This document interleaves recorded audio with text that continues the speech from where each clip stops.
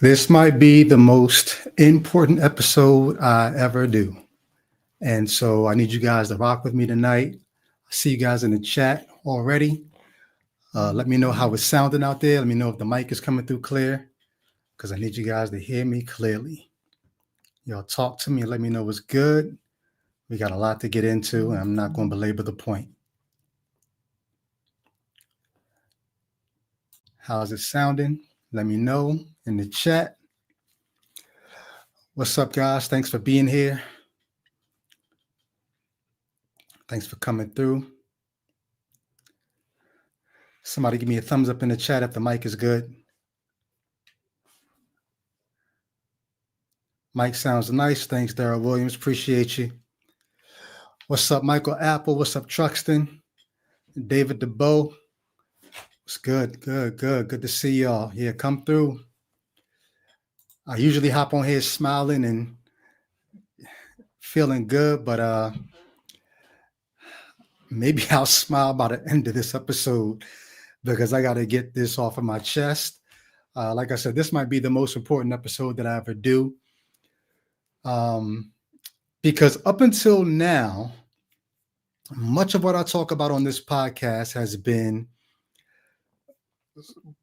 partially theoretical, like the ideas that we have about the world that we live in, the ideas that we have about, our origins, our destiny, our meaning, how religion plays into things. And the rubber does meet the road, because once you talk about a lot of that stuff, you have people who are making real life decisions about how they're going to live, what they're going to hold as true.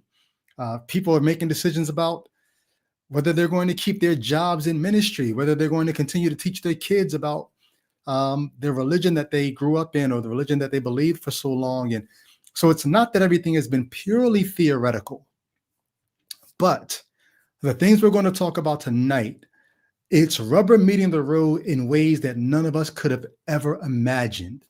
And so you saw the thumbnail, and the thumbnail says, is it time to take the gloves off? And I'm just letting you all know that I'm going to have to change the way that I deal with Christianity. Up until now, the way that I dealt with Christianity was pretty much, I was raised in a Christian household. I came to my own private personal faith in Jesus as a teenager. It was real. It was no less real than anybody out there who thinks, oh, you weren't a real Christian, but I am. Whatever you think you've got going on with you and your God is no more real than what I had going on with what I thought was a God in heaven, the God of the Bible. I gave my life to this God character, and I didn't think it was a character in the story. I thought this God concept was the reason why the earth existed, the reason why I existed. I gave my life. I bowed at the foot of the cross, and I confessed my sins, and I clung to the cross of Jesus Christ as my only hope. I hoped for heaven, and I spent my time in this life living to please this God and spreading abroad the fame of this God everywhere. 30 plus years I did that. I gave my creativity, I gave my time, my talent, my treasure. I based my relationships, my friendships, romantic relationships, my hopes of marriage and children. All of that was based on what I thought this God wanted. And it wasn't until I got to seminary in my 40s, late 30s, early 40s, somewhere in there, that I began to suspect that the God that I was believing in was not real, was not true, and that the Bible that told me about this God was earthbound. It began here and it ends here, and it doesn't reach the heaven that it talked about. And I began to deconstruct, and I deconverted, and I spent several years writing about it and talking about it. Okay, that's me. That's my history. But the way that I looked at Christianity was, but it's not doing real harm other than the psychological harm that happens when you think that there's a God who spoke to men, and you condense your world, your mind, what you think is possible, what you think is right. You condense all that down to the size of what that book and that God tells you are the possibilities. And is morality. And that's how I lived. And I saw the psychological harms of still living that way. And I wanted to free people from that. I wanted to let people know you don't have to do that. You don't have to give up your Sundays. You don't have to base who you can hang out with and cut relationships off. And you can be free from all that. The internal monologue that you, or dialogue that you create in your mind of a God speaking back to you in Bible language, and you have to take every thought captive. I wanted to free people from all that because I saw those harms. I didn't see it as a harm when I was in it. Once I was free from it, I looked back and said, damn, I was chained to these ideas. And I saw it as mental slavery. The idea that you've got a pastor standing on a stage speaking to you with the authority of God. Here's what God says, and sometimes screaming at you. We talked about this on one of the previous episodes, telling you what to do with your money, embarrassing you for not doing certain things with your money. All that I saw as psychological harm. But I'm not going to take that from you if that's what you want. If that's where you are, fine. Just don't try to put that on me. And if you ever thought that you wanted freedom from that, I was here to let you know you don't have to do that. There's no there. And I would love to spend time with people, helping them realize, like, I don't want to say you're wasting your time or wasting your life, but you can be free from that. There's no power behind this religion other than what we give it. In our Christian communities and in our submitting to it, we give it the power that it has. Almost like with our government, right? The government doesn't really have power that we don't give it. In a democracy, right? Our leaders lead by consent. They don't rule, they lead by consent, the consent of the governed. Well, guess what? Same thing as the Christian, you consent to be governed by this book and the God that the book talks about and the systems that the book sets up, be it the church or whatever it is. So I wanted to see people free from that, but I was content to, I'm not going to wrestle that away from you. Matter of fact, when people come to me and tell me that they're thinking about deconverting, sometimes I'll try to talk them back into the faith just to see if they can be talked back into it, then maybe they should stay. But if they still say, nah, something, then I roll out the red carpet and I welcome them out. I show them the way out. That was me. Okay, so, but now I'm having to change how I see this and how I deal with people, because it's not just the psychological torment of the people who submit to it that's happening anymore. That's not all that's happening. If you want to submit to that, fine, that's you. If that's all it was, I would keep the same tactic that I've been using the last several years, which is I'm going to throw out topics for you to think about. We can engage in conversation, but at the end of the day, hey, you do what you want. Now I'm having to consider being a little more intentional about opening the door for people and telling them you need to leave this religion. And I'm going to tell you why, because it's not that I'm, there's people who are going to hear this and say, see, I knew it. You're antichrist. This is demonic. This is this. No. Wait till I begin to show you. What I want to show you tonight is the real harm that's coming our way if we don't wake the blank up and realize what Christian nationalism is about to do to Christianity, what Christian nationalism is about to do to America if we don't stop it, if we don't say enough is enough, we're not going for this anymore. And I don't want to be alarmist, but I am going to be sounding the alarm. Years ago, when Hillary Clinton was running against Donald Trump, she made a statement that got her in trouble, and Republicans, not just MAGA, Republicans still use this to this day. She was at a private dinner, I think it was a fundraiser, and she talked about Donald Trump's supporters. She said half of them are regular people, and then, without faith, you know what it is. She said the other half, she called them a basket of deplorables. Well, I don't want to offend anyone, but she was not wrong. If you take offense to this, the easiest way to remove yourself from the offense is to say, no, you're not in the basket of deplorables half. You're in the other half. That she said those were the normal people, that you're just Republicans and you're committed to the tenets of that tent. Okay, but you've got to admit there's another faction, there's another half of that. Now I don't think it's half, more than half. Tonight, I want to begin to help you realize just how deplorable the base that's supporting Donald Trump is. And this is not about Donald Trump. It really isn't. J.D. Vance, back in, I think it was 2016, J.D. Vance says, I can't tell if Donald Trump is just a useful idiot or if he's America's Hitler.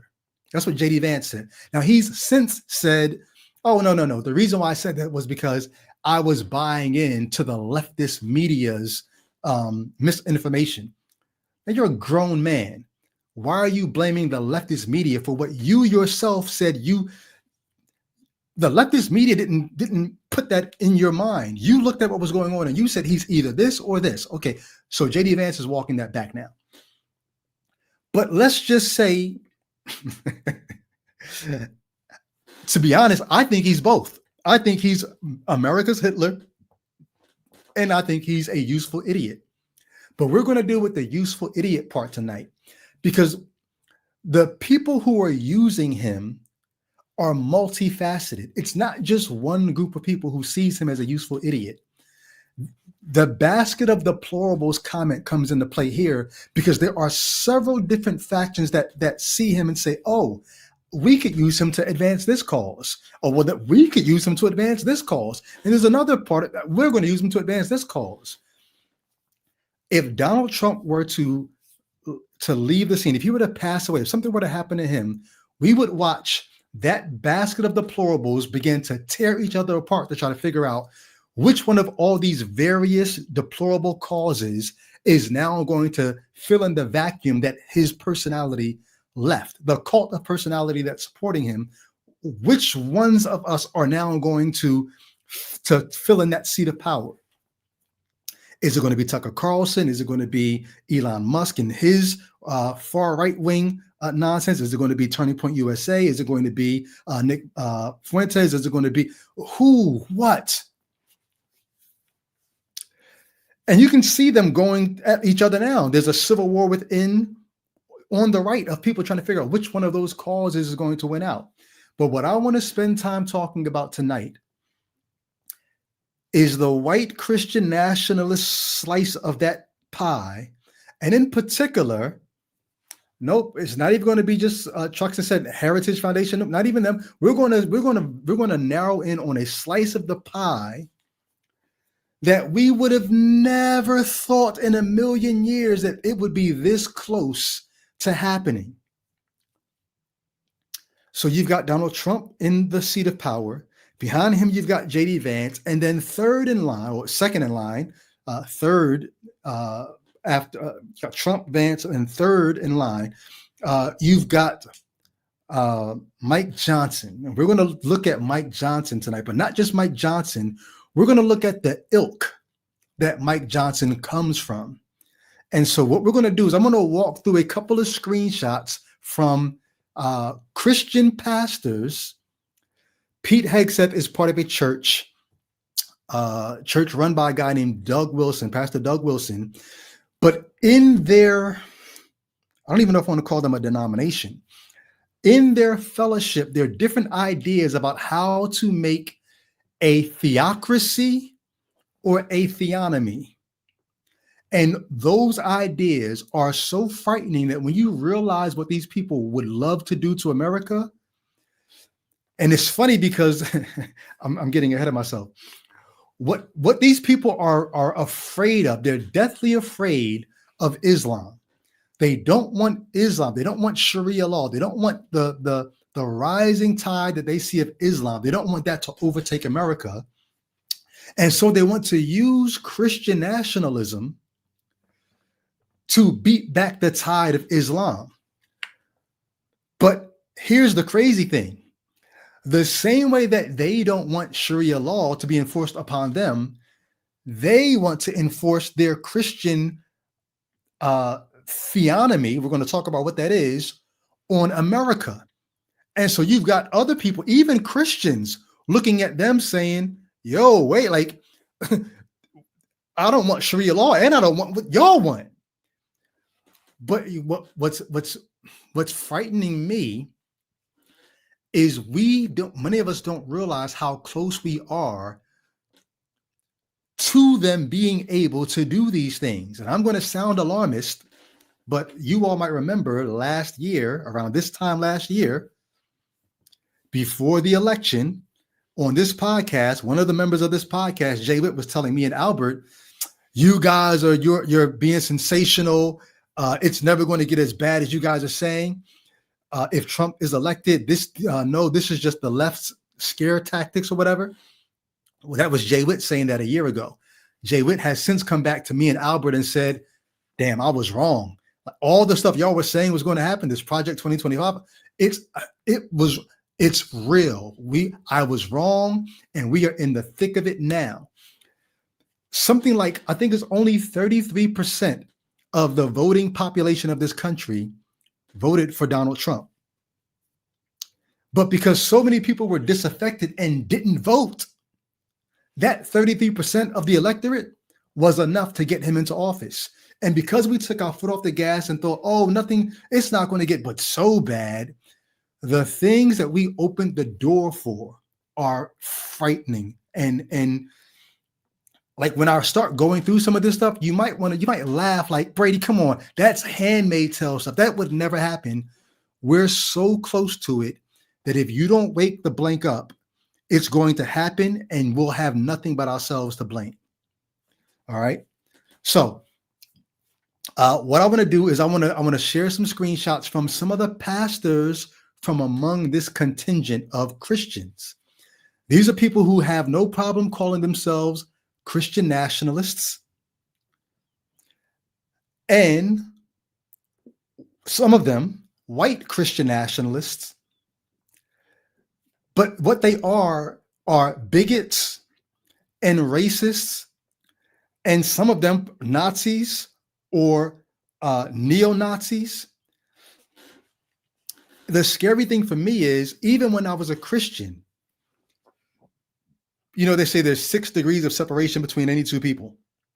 You might think, I could never get that close to Obama, or I could never get that close to Donald Trump, or I could never get that close to, they say there's 6 degrees of separation. If you just connect the dots between you and this person, that person and that person and this person, 6 degrees, and you'll be close to that person who you think you could never get close to. Well, between where we are in this country right now and white Christian nationalism, there's probably 1.5 degrees between where we are and that. And when I was a Christian, I didn't know it. There was probably 0.5 degree between me and some of the stuff that I'm about to walk through tonight. So when I was in seminary at Westminster Theological Seminary, one of my professors, I always blank on his name and I'm trying to pull it up.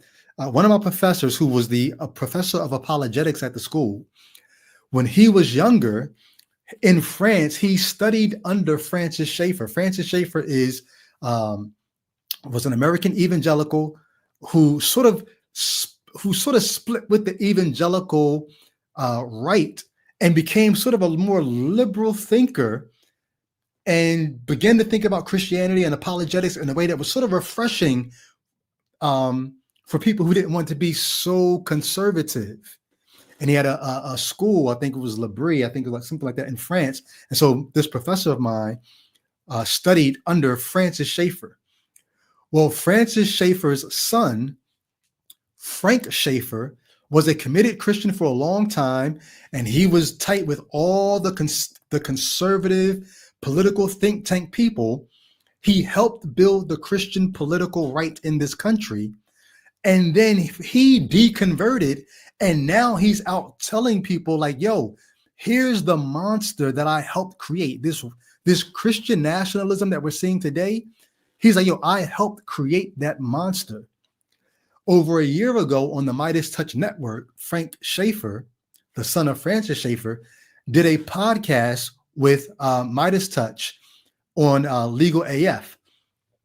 And started explaining what's really happening. And he talked about Mike Johnson. We're going to watch a little bit of that tonight, and I want us to react to it together. But before I play Frank Schaeffer talking about white Christian nationalism and Mike Johnson, I want to show you some of the things that pastors in this movement believe. So brace yourself, prepare yourself for insanity. And as much as you might want to laugh at it and say, but that'll never happen, realize that Pete Hegseth, who runs the Department of Defense or Department of War, if you let him call it that, Mike Johnson, who's the Speaker of the House, these people are all in the same Christian community with the same ideas. So don't laugh and say this could never, it's happening now. And we really, excuse my French, I've asked certain people to watch tonight who I would never really curse in front of, but I'm serious. We all need to wake the fuck up. Listen. So I'm gonna pull up some of these screenshots, and I want us just to envision that what I'm about to show you is a 1.5 degrees away from being in full power. They're already in power, but being in full power of our country. So we're gonna be looking at screenshots from the Twitter feed of a pastor in this movement. All right. We're going to look at two pastors in particular in this movement. One of them is a pastor by the name of Del Partridge. If you're in the chat and you've heard the name Del Partridge, or you've seen his tweets and you've been disgusted by them, let us know in the chat. Or if you're a fan of Del Partridge, let us know in the chat. If you're here and you're going to defend him, I would love to see some of that. I'm going to just pull up screenshots in no particular order of what some of these white Christian nationalist pastors think and believe. All right. Which one am I going to start with? Okay, here goes one. This is him on Twitter.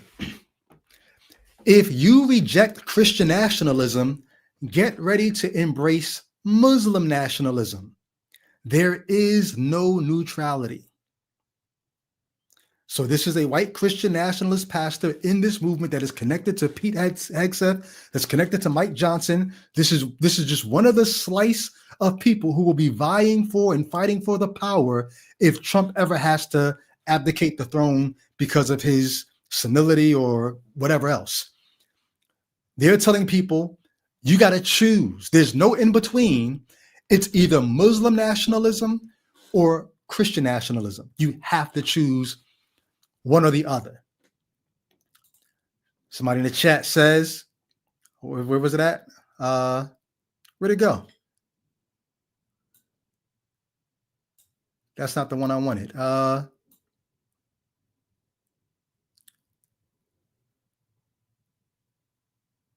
Did that many people? I just saw your post. Oh, there it is.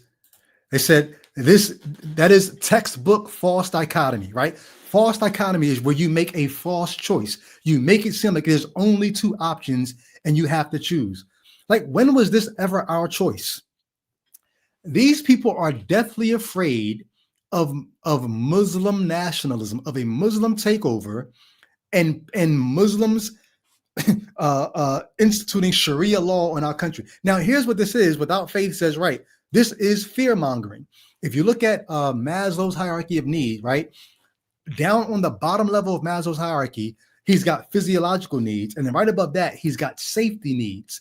If you could tap into somebody's desire for safety and make them feel unsafe, you can affect the way that they vote. You can affect the way that they'll live, because that's a fundamental need of human beings, of any sentient creature, is if I'm made to feel unsafe, I'm going to do whatever I need to do to feel safe again. And so back in this country's history, you start talking about the fear of black men raping white women, and you use that to get all these people to start voting in ways to oppress black people after they were already freed from slavery. Now you want to oppress them again because you've tapped into their fear center. Well, this is tapping into a fear center in another way.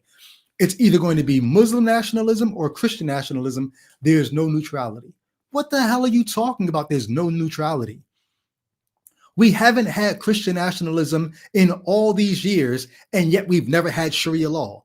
Why do you now think that if we don't have Christian nationalism now, there'll be no defense against Muslim nationalism? This is just one of many, many things that this individual is putting out there. There's more. It gets worse. Let's see. Is that the same one? I think that's the same one. Let me go somewhere else. He says, Christians, it's not anti-Semitic to hate the religion of Judaism. Jesus hates the religion of Judaism. And his proof is John 15:23. Jesus said, or is recorded as having said, whoever hates me hates my Father. The implication is Jews hate Jesus. And so if Jews hate Jesus, they hate his Father. And so he's telling Christians it's not anti-Semitic for you all. Like, there's nothing in what Jesus said that leads to the conclusion of, therefore, you should hate Judaism or hate Jews. All Jesus is recorded as having said here is, if you hate me, you hate my Father. This pastor takes that to say, oh, so then it's okay to hate the religion of Judaism because Jesus hated it, when all this text says is Jesus is saying, if you hate me, you hate my Father. So he's programming people to hate. It's okay to hate certain things. And one of the things it's okay to hate, according to him, is Judaism. All right. It gets worse. We've only dipped our toes in the pool here.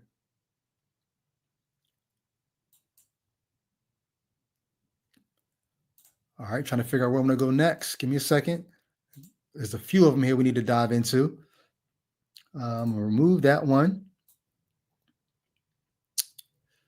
I'm going to pull in a few more. Give me a second. All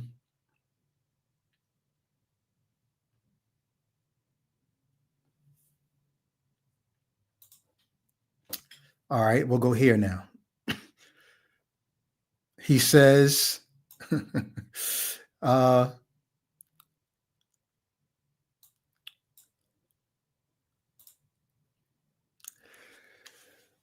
you can't fulfill the Great Commission without colonization. The great lie was that the gospel is spiritual only work. Because we are quickly learning that if we don't colonize for Christ, we will be colonized by Muslims. If we don't make Christianity our national religion, Islam or Hinduism will be our national religion. If we don't legislate and politicize, we will be legislated and politicized by pagans. The gospel is colonization, all of Christ for all of life. Think about this, y'all. Think about this. You can't fulfill, every Christian is supposed to be about fulfilling the Great Commission. And he says you can't fulfill the Great Commission without colonization. We must colonize. Now, here's the interesting thing. This colonization here is not just talking about when we go to Africa, when we go to India, they're talking about colonizing America. America needs to be recolonized by Christian nationalism. Now, under this post, somebody said, you ever heard of a little thing called the First Amendment, the freedom of religion? And he says, no, I have heard of it. I want to get us back to what the First Amendment was really about. And so what he's trying to say, what he teaches people in his church, what he's preaching on Twitter, is that when the founders of this country wrote in that amendment about freedom of religion, they were only talking about freedom of the Christian religion, meaning you can have different denominations. You could be Catholic, you could be Anglican, you could be Presbyterian. You can have freedom of the Christian religion, he says. The founders did not mean that we should have freedom of all kinds of religion. right? What do y'all think about that? Do you think he has a point here? When the founders talked about this First Amendment right that we have, the freedom of religion, were they only talking about the Christian religion, just different denominations? Or do you think they meant all religions? What do you think? Michael Apple says he's an idiot, but he should be commended for sounding like this in public. Uh, all religions or just the Christian religion? Michael Apple again says Washington deliberately corresponded with Jewish communities.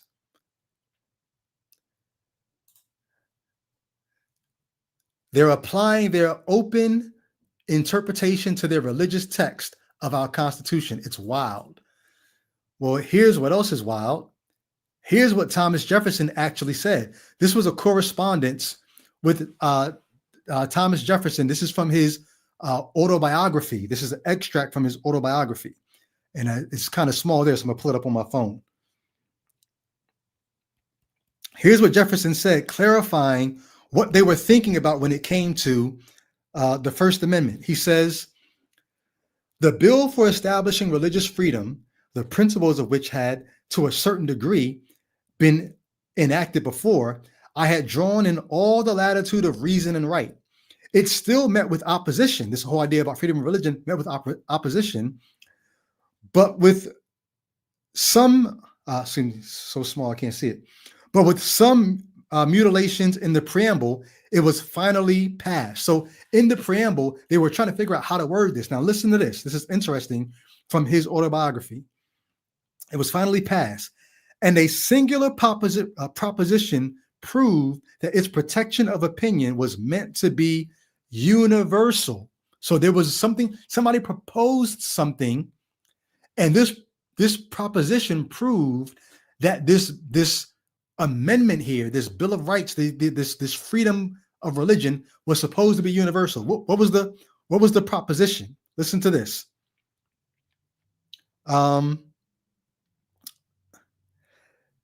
Let me see. In the amendment, it was proposed by inserting the words Jesus Christ, so that it should read, a departure from the plan of Jesus Christ, the holy author of our religion. I'm sorry, I skipped the part. Wherein the preamble declares that coercion is a departure from the plan of the holy author of our religion. An amendment was proposed by inserting the words Jesus Christ, so that it should read not just holy author, but a departure from the plan of Jesus Christ, the holy author of our religion. The insertion was rejected by a great majority. So somebody wanted to insert the words Jesus Christ to make this kind of deistic idea of God, holy author of our religion, because there's sort of is in what he's saying here is there was an idea that religion sort of was enshrined in this idea of the founding of this country, but there was a freedom in the religion. And so rather than make the religion specific, they just said the holy author of our religion, who or whatever that was. And there was a proposal saying, hey, let's not leave it open. Let's make it say Jesus Christ, the holy author of our religion. But Thomas Jefferson says that insertion was rejected by a great majority in proof that they meant to comprehend with the mantle of its protection the Jew and the Gentile, the Christian, the Mohammedan, the Hindu, the infidel of every denomination. So unlike what Dale is saying here, no, it's only Christian denominations. Thomas Jefferson is saying, no, we rejected the Christian idea for Jew, Hindu, Muslim, infidel of every denomination. Like this is open to any and all. So the person that's trying to make this Christian country, this Christian nationalism, doesn't have a leg to stand on. I spent way more time on that than I wanted, but I hope that was helpful. But there's more. It gets worse. Let me see.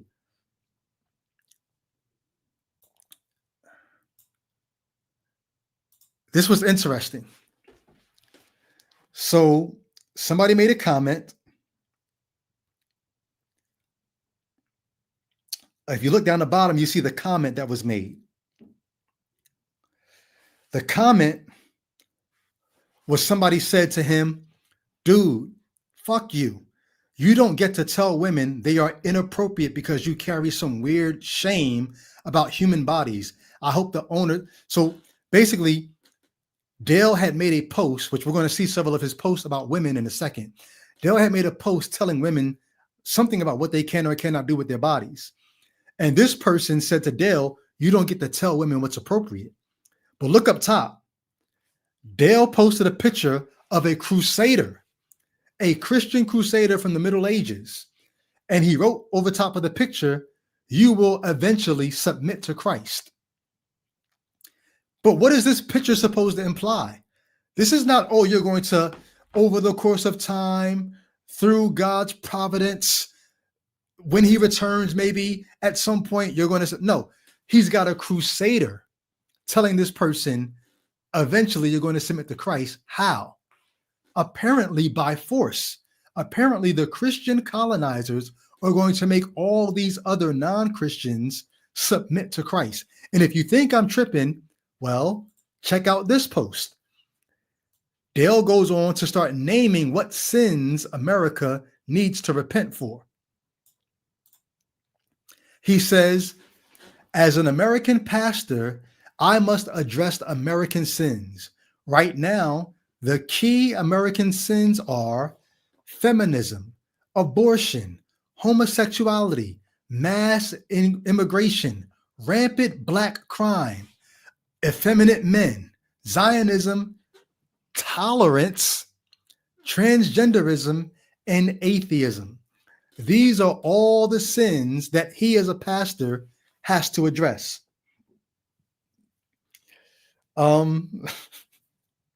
How do you think he would recommend addressing these sins? Well, here's what you need to know about people who are. So you got two terms you need to know about. You've got theocracy. Theocracy just means a God-ruled government. We're going to set this thing up so that God rules it. Now, how does God rule? He's going to rule through people. And people are going to have to some kind of way, just some kind of way, try to figure out what God wants us to do. And so you're going to go to your holy book, or maybe you're going to have pastors informing political leaders on what they think God wants to be done. A God-ruled government is a theocracy. But there are other people who they're not just advocates of theocracy. And if anybody out there is an old cross movement fan, you remember the cross movement seal. I don't think I have it here anywhere. The cross movement seal on our albums, we had a seal that said advocates of the theocratic rule. So we used to say, I used to be an advocate of a theocratic rule. I wanted some kind of God-ruled government. But if you asked me, how would that have taken place? I don't know. I guess I think what I meant was, I just want Christians to be in charge because they'll pass good laws, they'll be moral or whatever. Okay, that's the theocracy. On the other side is theonomy.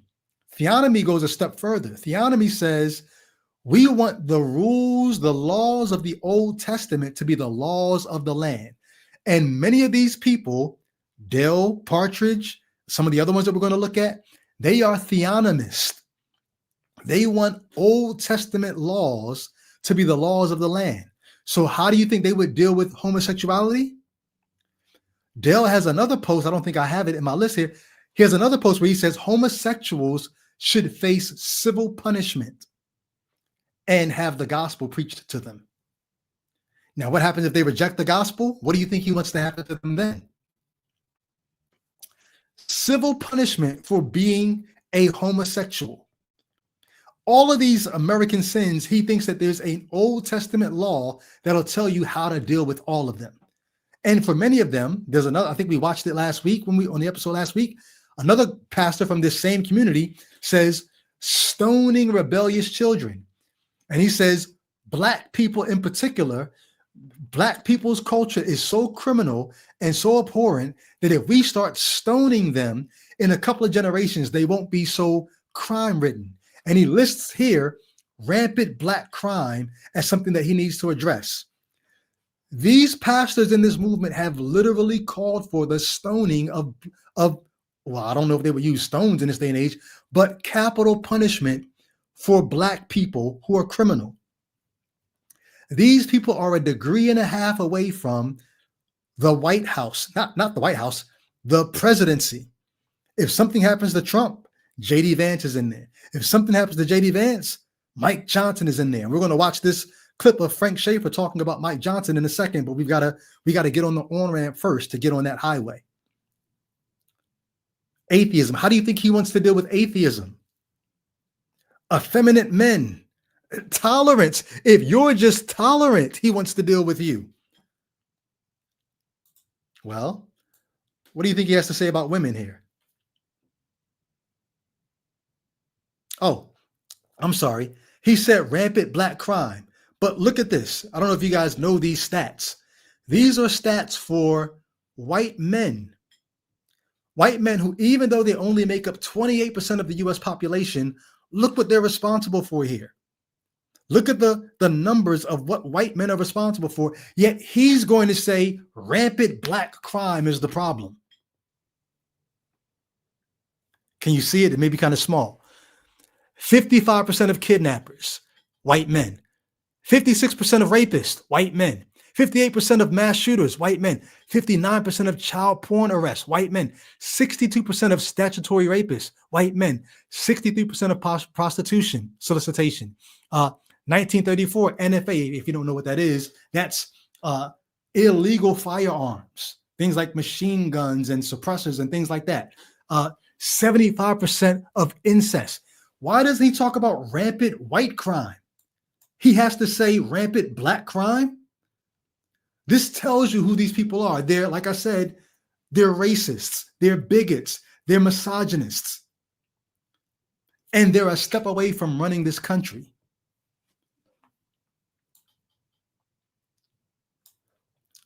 Look at what he says here about women. I know it's super, super small, so I'll read it for you. Let me see.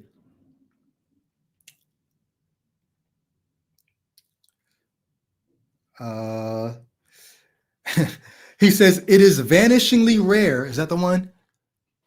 Yes. It is vanishingly rare for a woman in civil office to have the disposition necessary to do what must be done. So this is how they see women. This is why Pete Hegseth wrote a book talking about women should not be in the armed forces. And during his Senate confirmation hearing, he says, oh, well, no, maybe I just mean we should have standards, the old standards that people have. We shouldn't lower the standards for women. But you see, now that he's in this position, he's getting women out of combat roles. These people have a very low view of what women are good for. Pete Hegseth's pastor, Doug Wilson, said ideally women would not vote. It is vanishingly, I'm sorry, this is not Dale anymore. This is another guy. This is Brian Sauvé. He's the one that said we should use capital punishment for black culture. Black culture, it's so crime ridden. We should use black capital punishment. And in a couple of generations, they won't be as criminal as they are now. So Brian Sauvé says, it is vanishingly rare for a woman in civil office to have the disposition necessary to do what must be done. Now look at him trying to cover himself. This is not a defect in women. It's just how God made them. It is, however, a defect in anyone who endorses a woman for office. So women don't have the disposition to do what must be done in positions of leadership. It's not their fault. That's how God made them. But it's your fault if you support putting a woman in office, because they just don't have the disposition to do what needs to be done. Now, you can't see it because it's so small, but underneath it, somebody says, look at these ignorant assholes. And he said, so Margaret Thatcher didn't have what it takes. Somebody else says, Queen Elizabeth didn't have what it takes. And they start going through women in history that apparently had what it takes. But these small-minded men, and probably small something else, they're so insecure that they can't stand to see a woman having any kind of power, especially not in office. And if you think that's crazy, He's not done yet. He's not done tearing women down just yet. Do I have it here? I gotta put it in. Look at what he says here.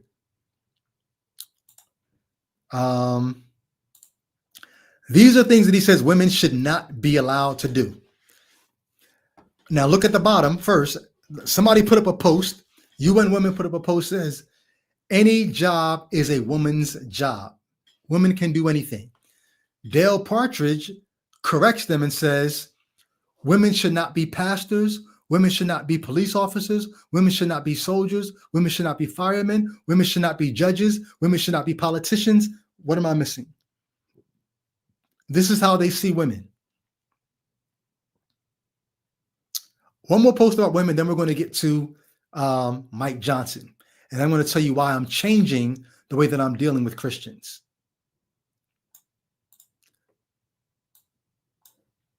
If you got some thoughts, throw them in the chat. Super chat it to make sure that I get to it, because I'm not going to be able to see every post.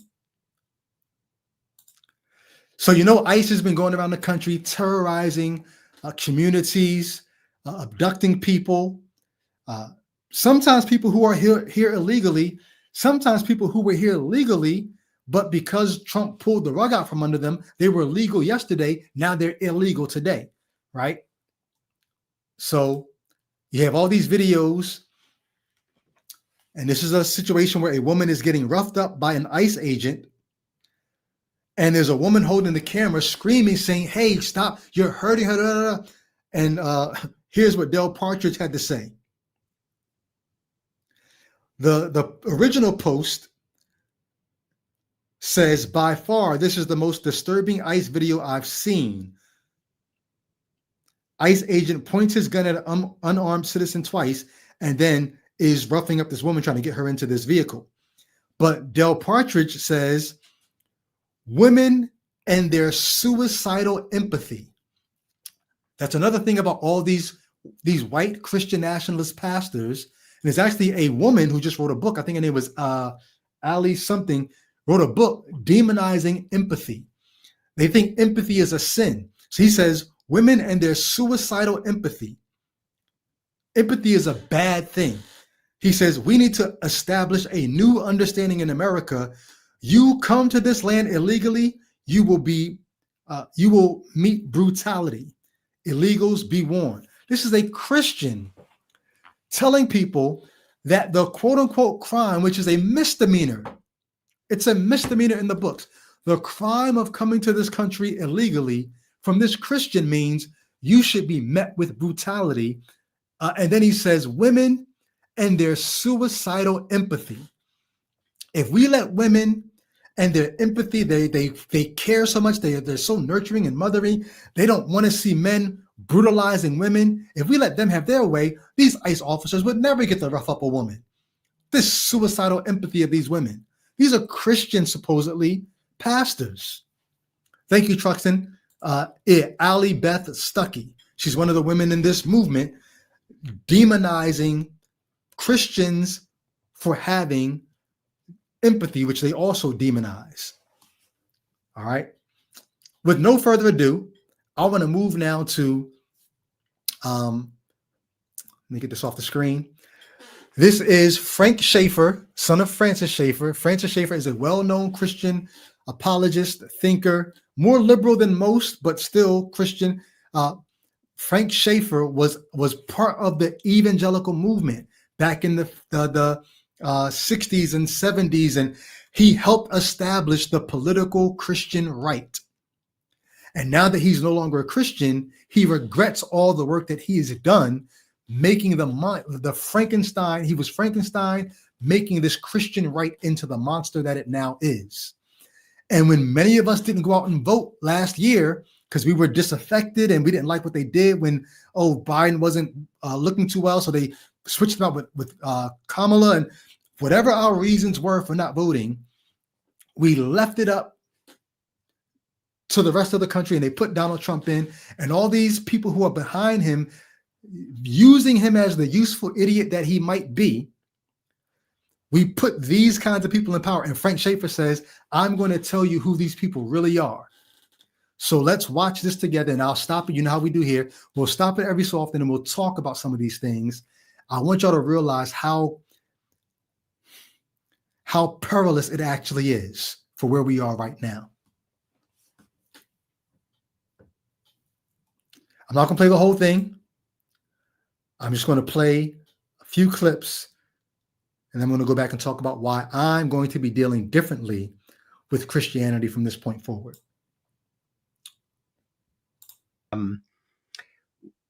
When it gets to Mike Johnson, there's a connection there personally as well. Unfortunately, when it comes to him, I actually... Hold on. Let me know in the chat. Can you hear the sound?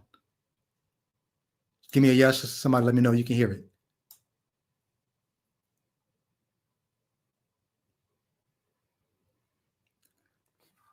Give me the thumbs up. Thank you. Appreciate that. Yeah, Truxton. I wish more people knew of Frank Schaeffer. So there's two people that I wish I spent more time, because I'm going to be honest with you. I knew that Frank Schaeffer was no longer a Christian, but this is the first time I didn't read his book, Crazy for God. This is my first time actually ever hearing him. But him, what's the guy? Desiring God. What's his name? John Piper. John Piper's son is another one who John Piper's son is not a Christian. And he talks about just the nature of a Christian, evangelical Christianity.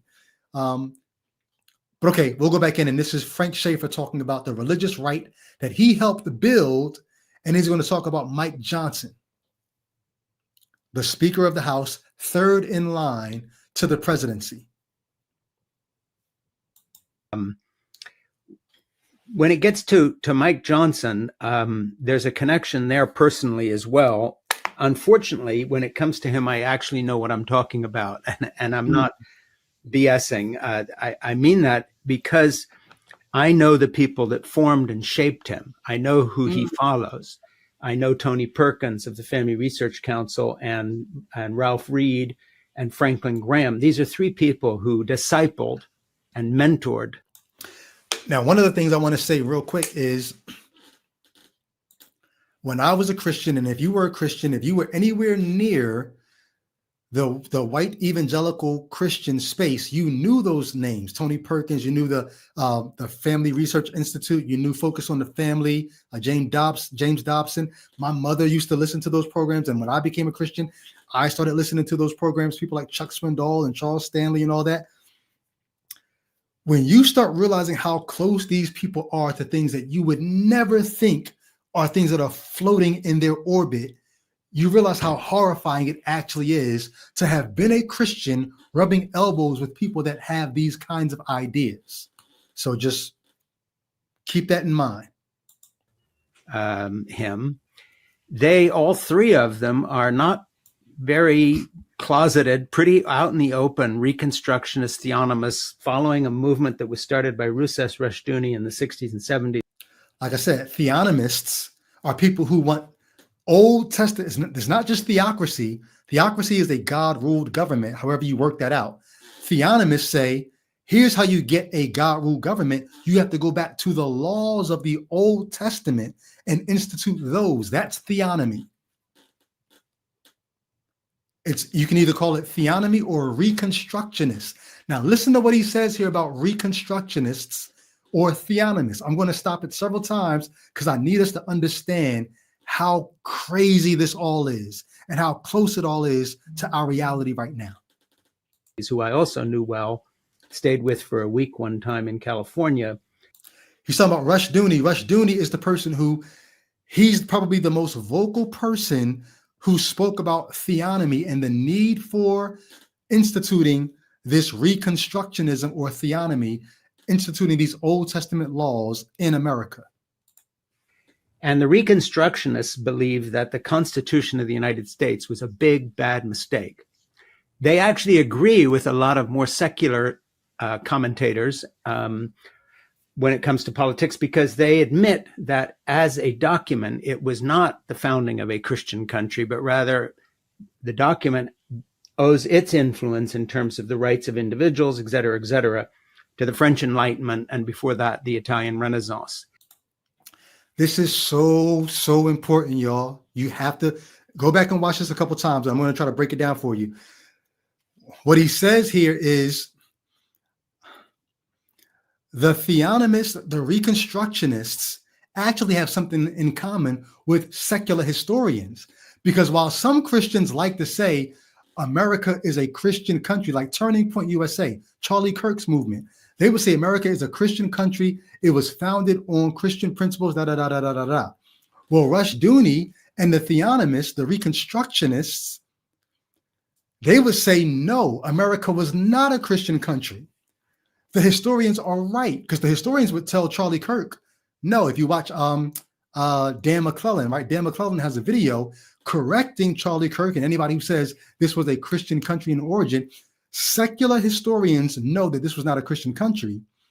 It was founded on common sense realism. It was founded on principles from the French Enlightenment. It was founded on all of these ideas of independence and these ideas of idealism and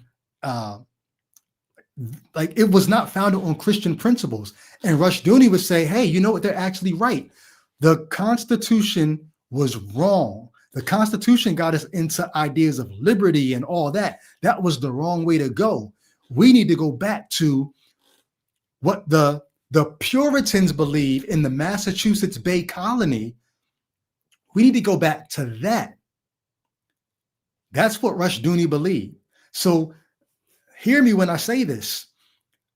These people do not love them. They're not American. They don't want the Constitution, which is why people like Trump doing the things that he's doing right now. When Trump says, do I have to obey the Constitution? That gets people like these folks excited because they don't like the Constitution. They don't like these all these rights, these amendments that give people all these freedoms. They don't want that at all. They want Christian morality. They want Christian laws. They want Old Testament Christian laws. So I'll play this again and keep that in mind about what he's saying about the theonomist here. Discipled and mentored him. They, all three of them, are not very closeted, pretty out in the open, Reconstructionist theonomists following a movement that was started by Rousas Rushdoony in the 60s and 70s, who I also knew well, stayed with for a week one time in California. And the Reconstructionists believe that the Constitution of the United States was a big, bad mistake. They actually agree with a lot of more secular commentators when it comes to politics, because they admit that as a document, it was not the founding of a Christian country, but rather the document owes its influence in terms of the rights of individuals, et cetera, to the French Enlightenment, and before that, the Italian Renaissance. Exactly what they hate most, because that's where, to use their terminology, secular humanism was born.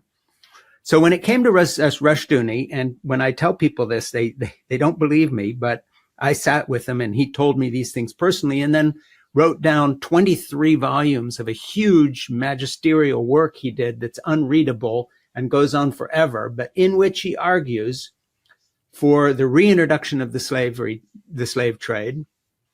You heard that right. You saw her eyes pop just now, right? Rushdoony, this theonomist, says the Constitution was a mistake.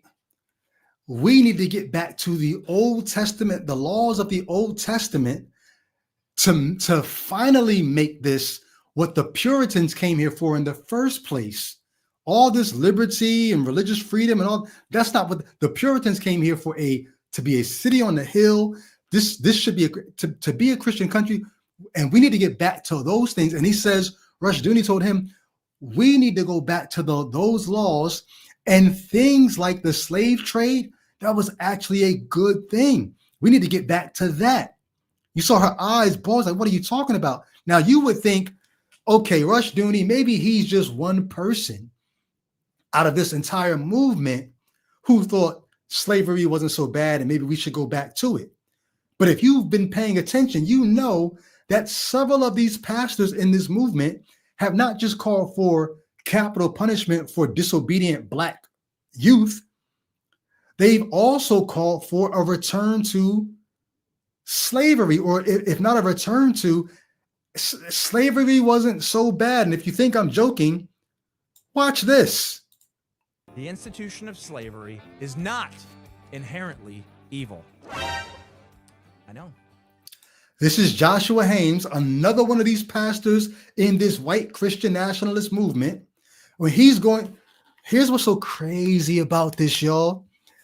Before Trump was reelected, if you paid attention to the online skeptic or online atheist content, the online atheists and the online Christian apologists, one of the most heated debates between atheists and apologists in the last 5 years has been that of biblical slavery. Does the God of the Bible endorse slavery? And the Christian apologists would try to do everything they could to get God off the hook for endorsing slavery in the Old Testament. Oh, well, it was indentured servitude. Oh, well, it was a year of Jubilee. Oh, well, it was this. Oh, well, it was that. And the online atheists would show them from the Bible, no, the year of Jubilee and you can't treat them harshly, that was for Jewish servants. For slaves from the other nations, they could be enslaved in perpetuity and passed down as property, and you could treat them harshly. The God of the Bible says that. So Christians in the past, before now, when Christians would debate atheists, the Christians would try to get God off the hook to make God not look so monstrous for endorsing slavery. But now what these people are doing is they're not leaning away from slavery in the Bible. They're saying, actually, you know what? We need to lean into it. The God of the Bible endorsed it, and guess what? So do we. So listen to this guy. This is not an old clip from the 1980s.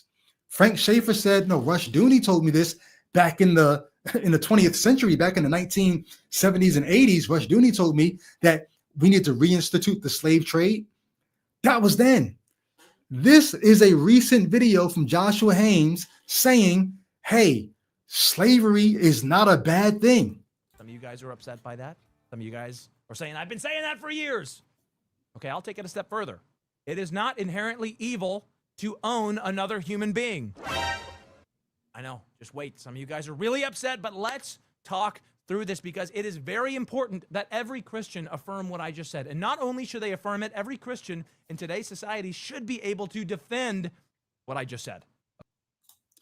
So he's going to go to the Bible and show you that because God said it here, we should be doing it now. And these people are theonomists. They want Old Testament penalties for crimes. They want Old Testament penalties for not just crimes, but what they consider sins, whether it be homosexuality, whether it be pornography, whether it be disobedient children, whether it be whatever it is. They want Old Testament penalties for these crimes or sins. This is why I'm changing the way that I deal with Christians, because it's no longer okay for me to just say, hey, you know what? If you want to believe that, I think you're psychologically torturing yourself to be over there, but I'm not going to. I'll show you that there's a door that you don't have to. But hey, if you want to keep believing it, fine.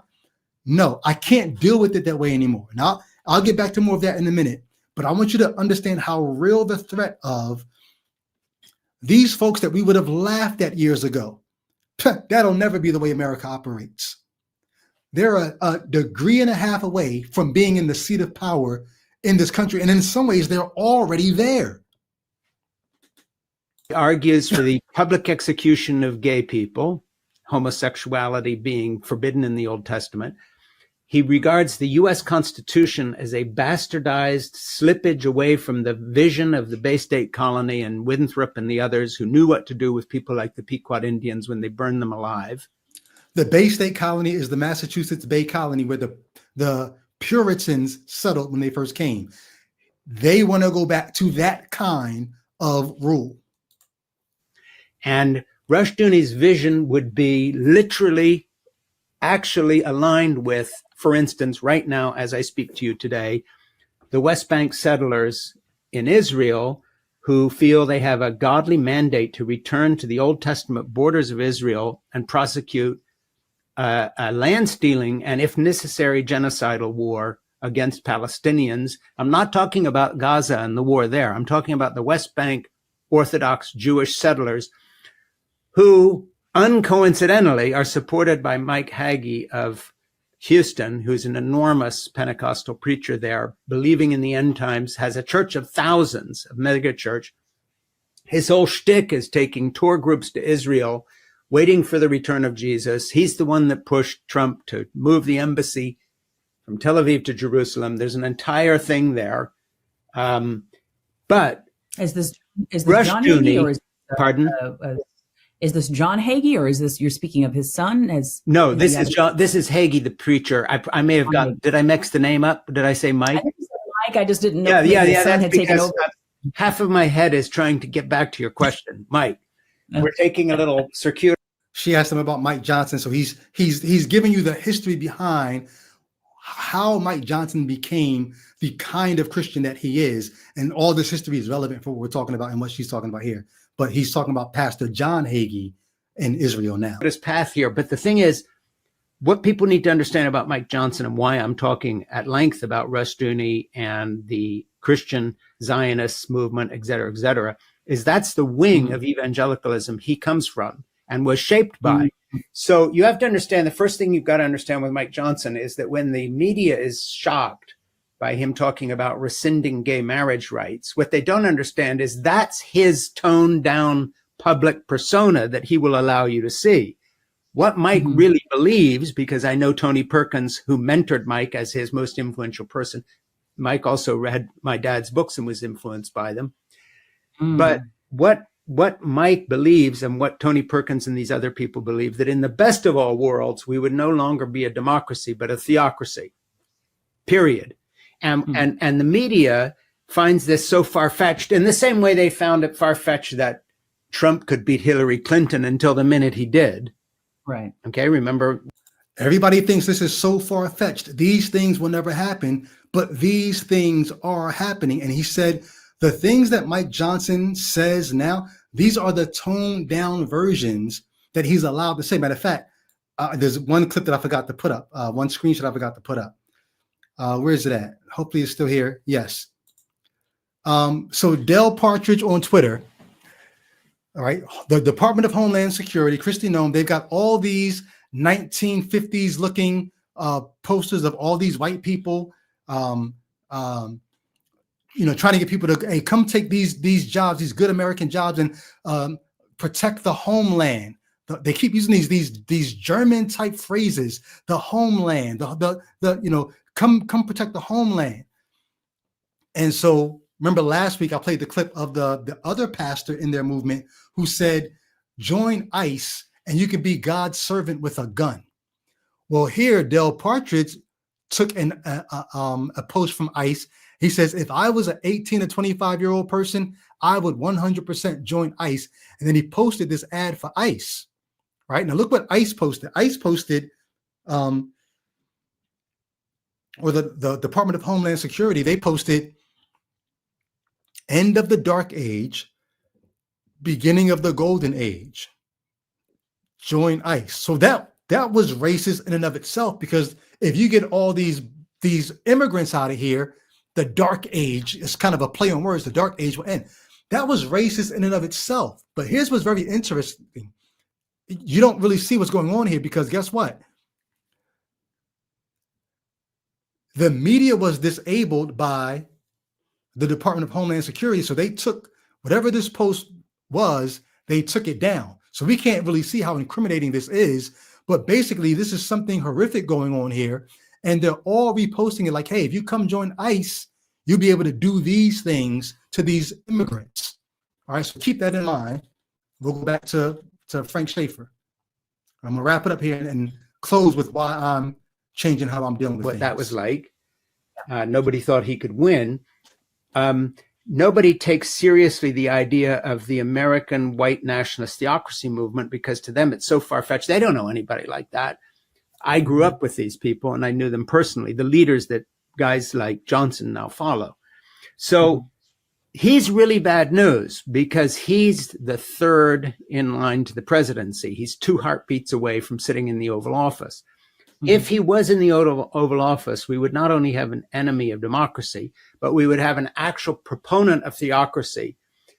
Those proponents are already in our government. For instance, Amy Coney Barrett, who was groomed and raised and spent her whole life and is still a member of a cult that even is far-fetched for conservative Roman Catholics. She also is a theocrat. And these folks think tactically. They will take 2 steps forward, then 1 step back so they can duck the extremism label. But in the best of all worlds, our country, the United States of America, would fall somewhere between Iran and the Roman Catholicism of the 12th century in Europe. And that's why I said it's ironic that they're so scared of a Muslim nationalism because they don't want anybody to put Sharia law on them. But here they are advocating for a world where they're going to put their God's laws on other people who don't want them. Like this is the chaos and the nonsense that they're angling for. And he said they're very strategic. Like they didn't just wake up one day and say, hey, you know what? I think we're going to try to take over the country. They've been working on this shit for decades. And the trap is well sprung. And here we are in the trap. Like, wait, what's going on again? Congress is not working anymore. Like, what's that? The president is ruling by fiat now. Like, how did this happen? They've been working on this. So we could do more of this video, but it's already over an hour that we've been on here. So I'm going to take this off. I'm just going to get to why I wanted to talk about this tonight. Because, like I said, my approach had been up until now, hey, I'm deal with kid gloves. I'm not going to try to rip anything away from you, and I'm not going to try to. At this point, you've got people in power who are floating around ideas like, you know what, slavery wasn't so bad. You know what, women don't have what it takes to rule because they've got too much empathy. We don't need people with empathy. We need people who are going to meet immigrants who they see as the worst criminals. Remember the video I showed last time, the guy said that immigration is evil. If you go back to this guy's Twitter feed and see the way that he talks about Islam and Judaism and Hinduism and the people who are from the places where those religions are prevalent, if you see the way that he talks about them, it's unbelievable. But these people are right now. So I'll just cut to the chase. The fact that they're using Christianity as the steam for the engine of, hey, we might put slavery back in place. You think about the Supreme Court ruling right now about taking away or undoing the strength of the Voting Rights Act and allowing people to gerrymander in such a way that the votes of minorities who typically vote Democrat, they don't matter anymore.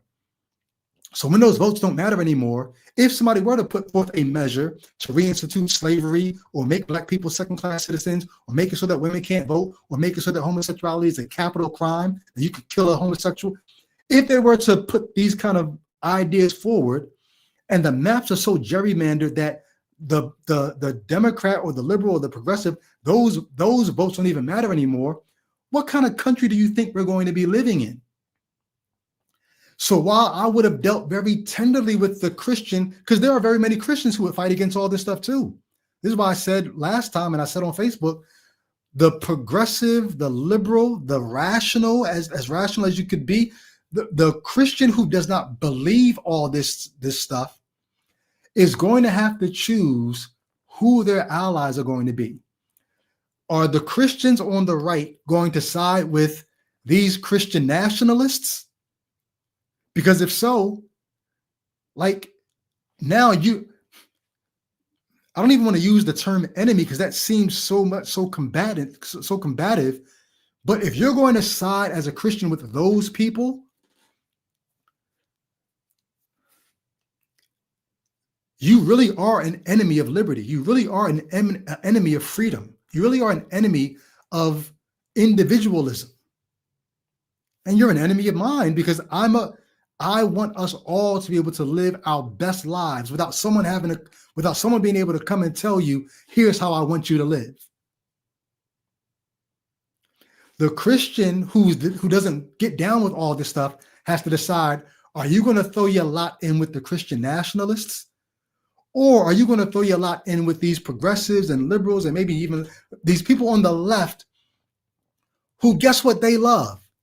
They love liberty just like you claim to love liberty. The same way that you want your religious freedom, they want their religious freedom to be whatever their religion is, whether it's Christian, whether it's a denomination within Christianity, whether it's Judaism, whether it's Hinduism, whether it's atheism. You've got to decide who you're going to throw your lot in. But one of the things that I'm going to begin to do is, for me, it's no longer good enough just to expose you to, hey, these are some reasons how you could know the Bible is not worth, it's worth investigating. And you've got to do a lot to make it believable because of how unbelievable it is, because of how we know that these things aren't true. Whether it be the way it talks about creation, whether it be the prophecies that are not fulfilled, whether it be the contradictions, there are all kinds of ways that you can know you don't need to be giving your life to this thing anymore. I was content to just expose those things and just leave it alone. I'm no longer content to expose it and leave it alone. When I deal with Christians from this point forward, I'm going to challenge every single Christian that I meet. If you don't stand against these Christian nationalists, you're throwing your lot in with them to ruin our country, to ruin our freedom, to ruin our democracy. And I cannot abide it. And I'm going to challenge you. I'm not going to be so concerned about whether or not I offend you with calling the Bible a book of myths, calling the Bible a monstrous book of the people who dreamed up this God were very, they were xenophobic, they were misogynistic, they were ethnocentrist to the extent of being racist if they had met other people who were not of their ilk and not willing to become of their ilk. You could proselytize and become one, but if you're not, no, you're the enemy. And I'm trying to keep myself from using language that's inflammatory or making it seem like I want war, or I want religion to. I'm not saying any of those things. But what I am saying is,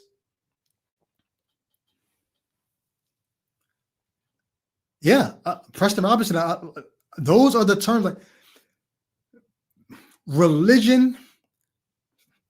I'm not a fan of religion, but I'm less a fan of religions that are enemies of humanity. Or if your religion makes you only a fan of people who believe your thing, you're an enemy of humanity. And I'm not going to sit idly by and make it seem like your religion is not harmful, like your religion is not destructive. I'm going to call it out. And I'm not going to feel bad about it because these are people who want me enslaved. What the fuck are you talking about? I can't be quiet. Like y'all, you hear me saying this kind of stuff all the time. Like I wrestle with wrapping it up, say, oh, I've done my job. I can end this podcast and go and live my life. There's no way I can be quiet now with this kind of stuff floating around in our orbit. And if you can be quiet, I'm not saying you need to not be a Christian or leave Christianity, but if you can be quiet while you have other Christians saying these kind of things, I'm going to be extra vocal to call you all out. Because how do I know that you're not still throwing your lot in with them, voting in ways that continue to give these people more power?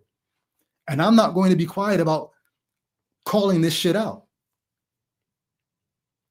For the mythology, for the bad science, for the ahistoricity or non-historicity, I'm going to call it all out. And I'm going to challenge you. Why are you giving your mind? Why are you giving your heart? Why are you giving your money? Why are you giving your life? Why are you giving your allegiance to this nonsense? And it is nonsense. And if you want to advocate for why it's not nonsense, I will still have a conversation with you about whether it is or isn't nonsense. I will hear you out and hope you hear me out. But I'm not going to shy away and worry about offending you or stepping on your toes for calling out the nonsense that this religion is. Not just this religion, every religion.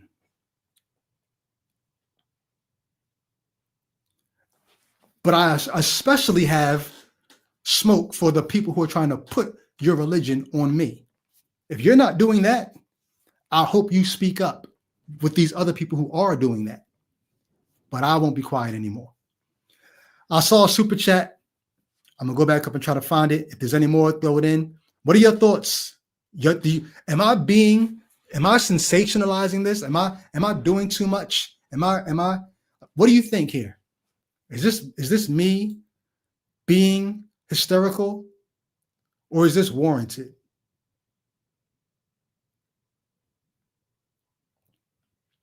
Saw a super chat. It was way up there. All right. We are all hypocrites, says, it's becoming scary to see how easily manipulated the church folks are. I first noticed with the vid, COVID. Now I'm already seeing AI used to manipulate. Oh yeah, think about how many people are. Nobody's fact checking anything. You see a video, you see a post, you immediately run and report it. Oh, guess what they had? Look what they did. Da, da, da. Yeah, indeed. And thank you for the super chat. Scrolling back down. Last call for alcohol. You got a comment, question, get it in. Otherwise, I hope you guys had a good convo in the chat. Drop your comment under the video. Make sure to like or subscribe if you're not already. You could join the Patreon, show your love, show some support. I appreciate that. The link for the Patreon, it should be in the chat. It will be under the video. It's your last chance to get your comments or questions in.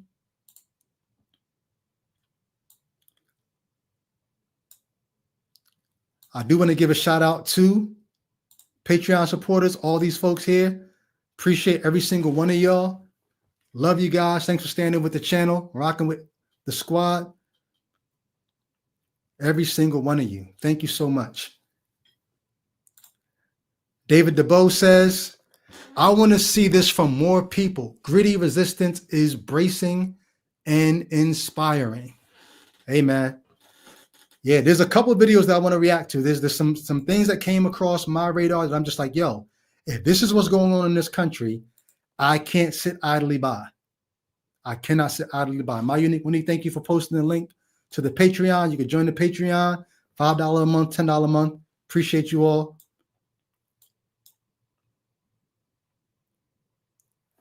All right, that's my piece. I'll be back this Thursday with exit strategy. I want some of you all out there thinking, if you watch this video and I really want you to consider, I know what it's like to believe something so strong for so long, and then to have some thought make you, man, could I have been wrong? And all that you'll have to begin to do when you start thinking about, well, what would that mean if I was wrong? Because it's not enough just to say, oh, well, the Christian nationalists are doing such and such. Well, I'm not going to be a Christian anymore. That's not enough to make anybody question their religion. You could still be a Christian and stand against white Christian nationalism. And I applaud you if you do. But I would challenge you to go a step further and even ask the question, what is Jesus doing in the face of all this? Think about all the prayers you've prayed for the country. Because maybe you could say, well, maybe this is Jesus's answer to all the time I've been praying for the country, that we would turn back to God. Maybe God's answer is to send the white Christian nationalists. And if they reenact slavery, and if they subjugate women, and if they start killing homosexuals, maybe that is God's will. Are you going to go that far with it? Like, what is Jesus doing, and what are you doing? Where are you at with all of this? What is your God doing, and what are you doing? Because here's what I believe. We are all we have. And if we're not going to come together and use our voice and mobilize our vote and protest and have conversations and strike if we have to strike, or do whatever we need to do, like, what are we doing? Are we just folding our hands and waiting for God to act? Can you imagine if there was no John Brown, if there was no Harriet Tubman, if there was no the abolitionists during slavery who said, no, I don't know what God's been waiting for, but we've got to do something. We've got to act. Listen, y'all, we are all we have. All right, I'm off my soapbox. I'm gonna go and try to calm down. I had to get this off my chest, so maybe I made you a little heavier, but sharing this load made it a little lighter for me if I had to keep all this pent up inside. So thank you for rocking and listening. Thank you for your comments. I'll go back through and drop a comment under the video in case I missed yours in the live chat. But I'll be back Thursday with exit strategy, and look forward to catching y'all then. All right. Love y'all. Catch y'all next time. Peace.